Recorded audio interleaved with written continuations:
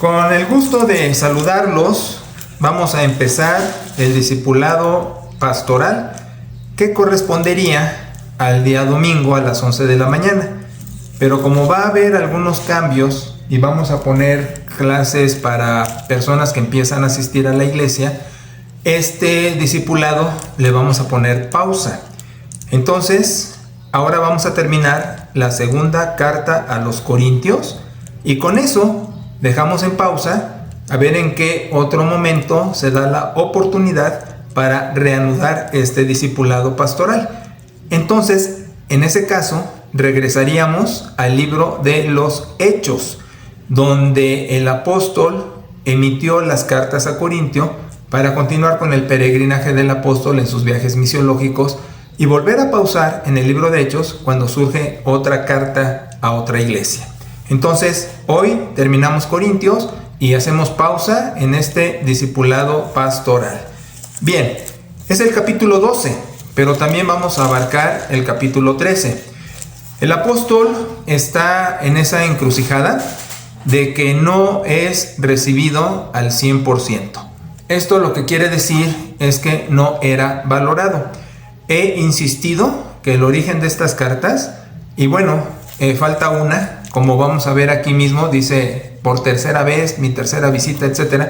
Entonces nos falta una carta, una intermedia, pero bueno, Dios quiso que tuviéramos dos y con esas dos pues son más que suficientes. Ahora, el asunto es que tenía el conflicto del apóstol Pedro por tradicional, vamos a decirlo así, y a la vez también el conflicto de Apolos, personaje que por carismático, por cálido, tenía mucha aceptación, pero le faltaba contenido.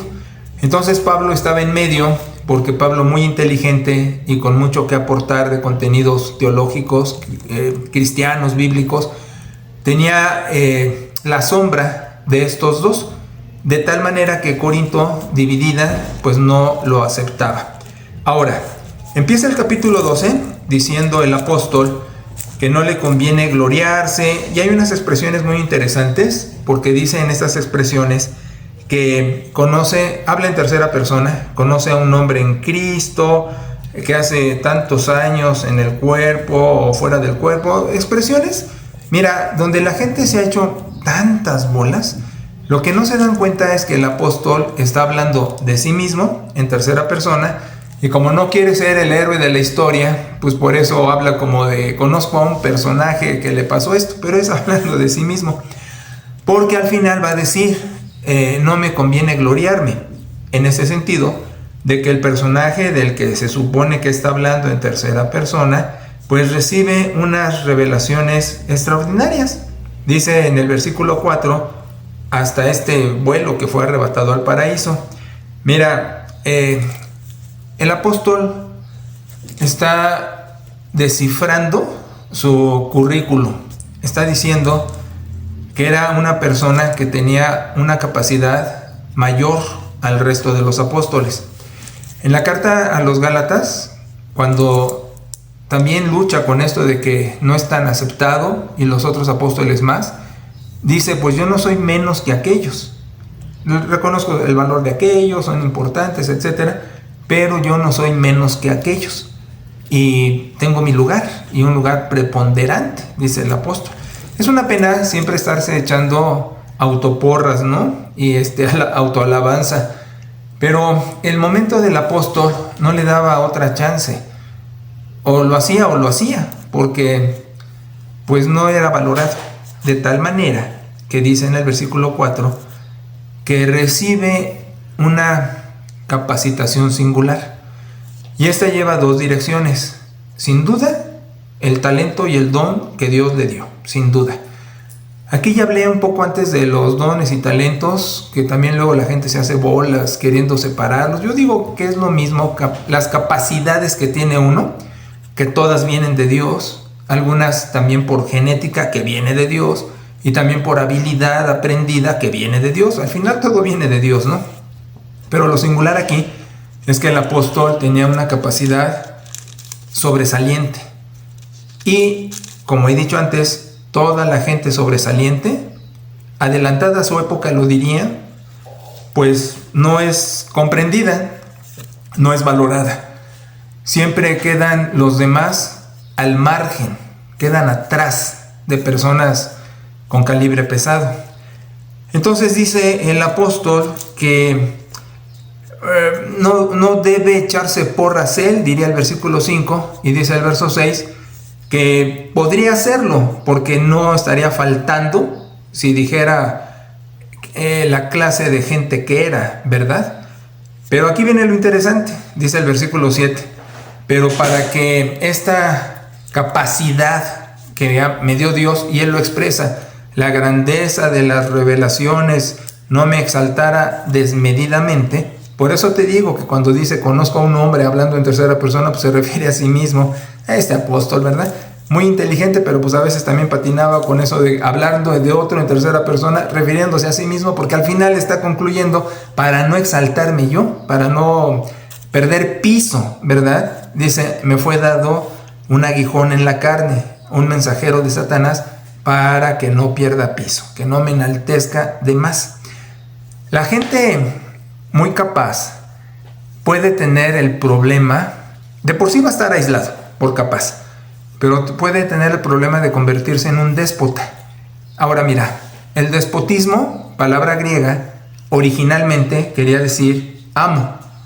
Y a Dios en el Nuevo Testamento es una etiqueta que también se le da. Oh, gran déspota, oran los apóstoles. Pero en el sentido sano del término, que es el amo y señor. Déspota ya se tergiversa con el tiempo y se da a quien pues es sangrón, feo, grosero y ve a todos por abajo del hombro, ¿no? A ese término me refiero yo ahorita, ¿verdad? Que la gente muy capaz puede llegar a ser déspota en el mal sentido del término, ya pervertido, y ve a los demás abajo del hombro, porque al fin tiene pues es engreída, se sabe más, se siente más.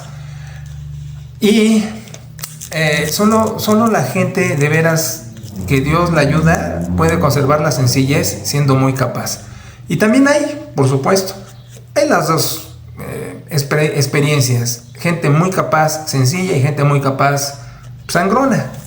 En el caso del apóstol, dice él, como que Dios sabía que podía perder piso, que esta excesiva capacidad, inteligencia, don de Dios, preparación, porque él es el único que dice el Nuevo Testamento que se clava 3 años estudiando en el desierto las escrituras.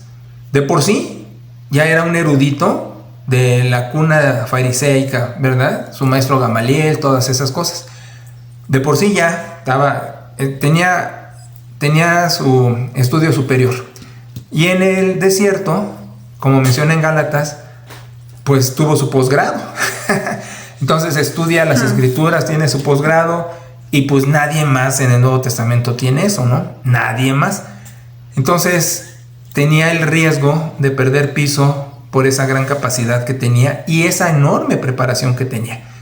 Talento de Dios, gracia de Dios, experiencia, inteligencia, un IQ importante y capacidad.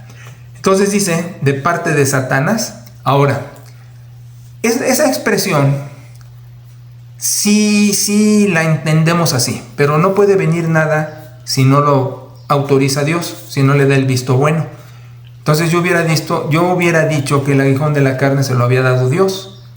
Y puedes decir, bueno, vía Satanás, pero Satanás no actúa en independencia de la voluntad divina. Ahí está el punto. Entonces el hecho es que por Dios mismo viene este problema que es su aguijón en la carne.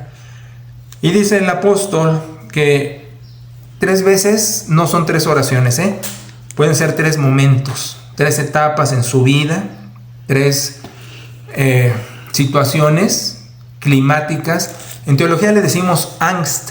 El angst, que es la angustia existencial, como diría el alcohólico que toca fondo, ¿verdad? Cuando ya dice, sí, de plano necesito ayuda, tengo que salir adelante con Dios, con un grupo, etc.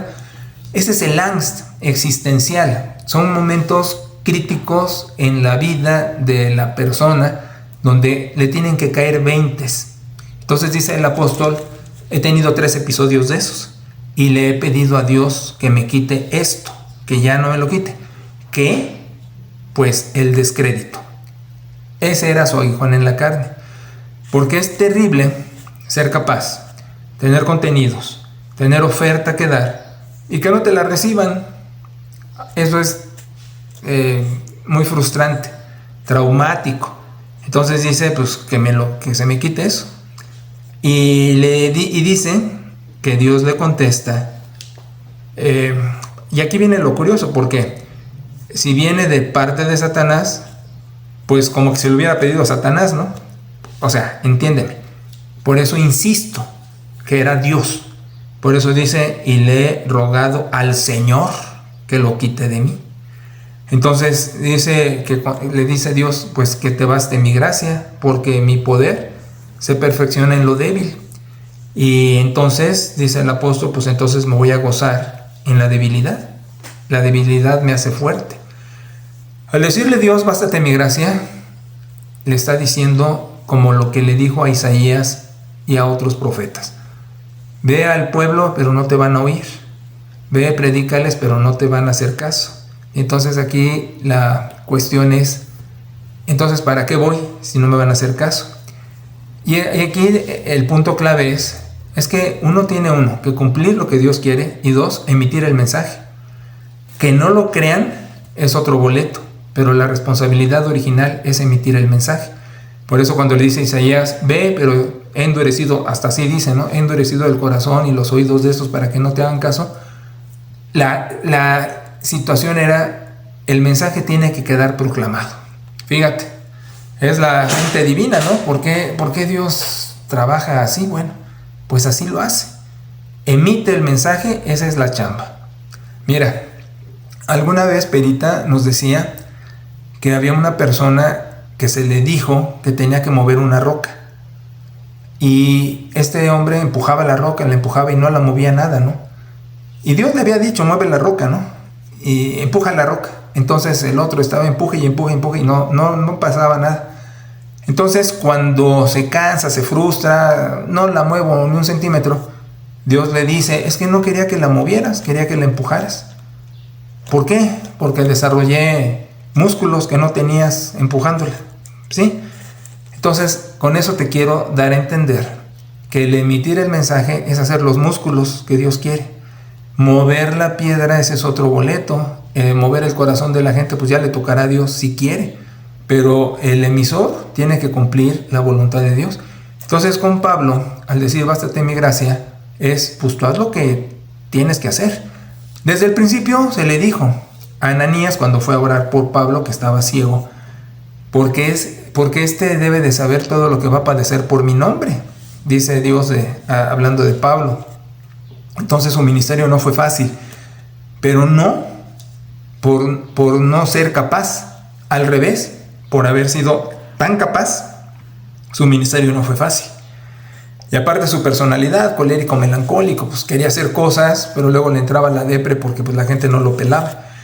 Entonces aquí lo que le dice Dios es que te baste mi gracia y mi poder se perfecciona en la debilidad. Entonces el apóstol concluye. Entonces, por amor a Cristo, me voy a aguantar como los buenos, como los machos, y me voy a gozar en afrentas, en necesidades, en persecuciones, en angustias, porque cuando soy débil, soy fuerte.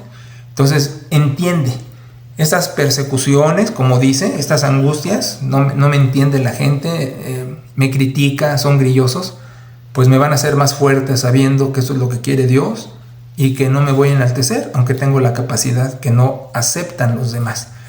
Mira, el apóstol va a seguir corriendo en esto, y tú lo puedes leer ahí el capítulo 12 y el capítulo 13, donde va a decir, pues me hice un necio en echarme porras, ¿verdad? Pero me obligaron a echarme porras. Yo debía ser alabado por ustedes, deberían echarme porras, estar contentos de que estoy con ustedes, felicitarse de que les doy contenidos, pero dice, porque no soy menos que los grandes apóstoles, aunque nada soy, siempre tiene que cubrir la humildad, ¿no? Pero dice, pues he sido muy efectivo y tengo mucha capacidad.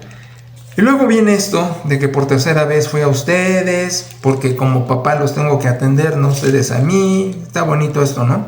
Y voy a gastar de lo mío y me voy a gastar yo mismo para estar entre ustedes, no ser descarga ni gravoso, pero brindarme a ustedes. Y luego dice, ¿acaso les he engañado? ¿He hecho algo malo delante de ustedes? No, me tengo que disculpar con ustedes, delante de Dios hablo, mi conciencia está tranquila, dice el verso 19. Dice, temo que cuando llegue con ustedes sean groseros conmigo como ya han sido, con sus divisiones, maledicencias, murmuraciones, dice en el 20. No se trata de eso. Y ya empezando el capítulo 13, dice, es la tercera vez que voy a ustedes y bueno, tenemos que arreglar pendientes que se quedaron ahí. Pero les estoy diciendo que me acepten, en una palabra, ¿no? Y pone a Jesús como su testigo y dice que se examinen si están en la fe, que se prueben si están en la fe, porque él dice, pues yo estoy también en la fe y oro a Dios para que no hagan nada malo, se porten bien, que sean aprobados, ¿no? En fin, el apóstol dice, fíjate en el 19, nos gozamos de que nosotros seamos débiles y que ustedes sean fuertes. O sea, aquí me voy a detener un poquito más. Mira, el apóstol dice entonces que la gente no lo recibe, lo llama loco y no acepta sus contenidos. Una, porque no tienen la inteligencia debida, y la otra porque se pastorean a sí mismos. Fíjate que en los pasajes de los profetas, de Ezequiel y de ellos, menciona eso, que hay gente que se pastorea a sí misma. Y por eso te dije que me iba a entretener aquí, donde él dice, bueno, ustedes son los fuertes, ustedes son los abusados, ustedes son los capaces, y yo soy el débil, yo soy el tonto. Fíjate que hay congregaciones, ya extendiendo lo del apóstol a nivel general, hay congregaciones hermosas, nobles, hermosas. Afortunados quienes han tenido una congregación así. Y hay otras congregaciones donde, si no todos son tan nobles y tan hermosos, pues sí una gran parte, aunque siempre va a haber su prietito. Pero hay otras congregaciones donde es tan difícil ministrar, porque la gente sabe todo, se pastorean a sí mismos, como dice Ezequiel, el profeta. No pueden recibir nada de uno. Siempre comparan, como estos con Pedro, Apolos, siempre comparan otros ministerios, otras voces ministeriales, y la que emite uno, el que preside en esa congregación, pues resulta que no les es suficiente. Y la ironía es que no tienen la capacidad. Ya en lo probado se ve que no tienen la capacidad, ni la experiencia, ni la sabiduría, pero neciamente quieren mantener su posición. Hay otras congregaciones donde la gente es adulta, mayor, están enfermitos, no oyen bien, no leen bien, no comprenden lo que leen, o lo pasan a la ligera, o su cabecita ya no tiene la retención o la comprensión, les cuesta trabajo. Entonces es difícil poder llegar a ellos cuando tienen esas limitantes. Y un problema allí es que sobre esas limitantes puedan ser obcecados. Es decir, no leen bien, pero insisten que lo hacen, ¿no? Y al poner una postura obcecada, pues ¿qué se puede decir? Y hay en esas congregaciones personas que no admiten corrección. Eso es interesantísimo, ¿no? Que cuando uno quiere hacerles ver en dónde se equivocaron, no lo aceptan, más bien pelean, se ponen así nerviosos y conflictuados, pues. Entonces el resumen del apóstol es ese, ¿no? Pues ustedes son los fuertes, yo soy el débil, cuando pues es totalmente al revés. O luego personas que dicen que uno dijo una cosa, que uno puso otra cosa, y son obcecados. No es que tú dijiste, ¿cuándo lo dije? ¿Cuándo lo dije? Entienden mal, a eso me refiero por comprensión. No que sean malos, pero no son capaces. y esa incapacidad pues dificulta la empatía, la comunicación. Pero otros sí son malos, otros sí son con una actitud muy fea y que obviamente lo que quieren es pues incomodar. Bueno, les pueden decir los juditas, ¿no? Los judas que buscan molestar. Fíjate que Judas, adrede que salió ahorita el personaje admiraba mucho a Jesús, lo admiraba mucho. Y al romper Jesús la expectativa, al fin celote pensaba en esa rama judía que Jesús venía a poner guerra contra los romanos. Y ahí Jesús, al no hacer eso, entonces Judas se desanima y ya no le gustó. Entonces por eso lo vende. Ahora, la cuestión es que, ¿qué pasa con Judas después? Es muy interesante. También tengo una ponencia sobre eso, pero no viene ahorita el caso. La cosa es que, admirando, cambian de parecer por haber roto la expectativa. Pero aquí el punto es la expectativa, no la persona. Y hay personas muy groseras, muy groseras, muy feas, muy malas, que, bueno, lo dejo así. Pero entonces el apóstol, en cerrando Corinto, lo cierra, yo diría, insatisfecho, queriendo a los cretenses, porque les dice que los ama. Oigan, yo sí los amo, caray, pero no se dejaron querer, o pusieron muchas trabas a este encuentro de cariño que pude tener con ustedes. Porque el apóstol en otros lugares, en otros ministerios, fue muy feliz ministrando a la gente. Filipenses es un caso, que entraba a sus casas y era parte de la familia. Pero en otros sitios, pues no lo dejaron entrar, no perteneció a ellos. Y ese es el dolor del apóstol, y con eso cierra la carta. Y ya regresaríamos a Hechos, a continuar su peregrinaje, pero lo vamos a dejar así, y tristemente lo dejamos con un dejo de melancolía, de que un hombre muy capaz, muy inteligente, pero que la audiencia no tiene la capacidad para recibirlo. Es como si Einstein viniera y me diera a mí una clase de física, pues cuando le voy a entender, ¿no? Aunque pues el apóstol se esforzaba por poner con naranjas y manzanas su contenido, pues la gente se cerró y no lo quiso recibir. Por eso le llamaban loco en el contexto anterior. Y aquí el apóstol dice, pues es mi aguijón en la carne, el descrédito. Pero al final es lo que quiere Dios. Vaya, ironía, ¿no? Que no fuera exaltado por mi capacidad, sino al revés, que no fuera valorado, pero que hiciera lo que tengo que hacer. Y tan valió la pena lo que tuvo que hacer, que tenemos 2/3 partes del Nuevo Testamento con su autoría y sus viajes misiológicos y todo el contenido cristológico, teológico que emana de él. Entonces, volvemos al punto, valió la pena, que no fue apreciado en su momento, lamentablemente, y que ahora es considerado el segundo hombre más importante del cristianismo, el titán del cristianismo. Pues vaya, entonces pues para consuelo de Pablo diríamos hoy, ¿no? No, Pablo, te admiramos, pero dice, pues ya estoy fundido desde hace 2000 años, ¿no? Pero bueno, recibe su galardón en la resurrección. Pues así es el caso, y lamentablemente pues son experiencias que todavía se repiten. Con mucho gusto les saludo, bendiciones para todos. Entonces, en algún momento se volverá a anunciar que se reinician estos discipulados pastorales con el libro de Hechos. Bendiciones.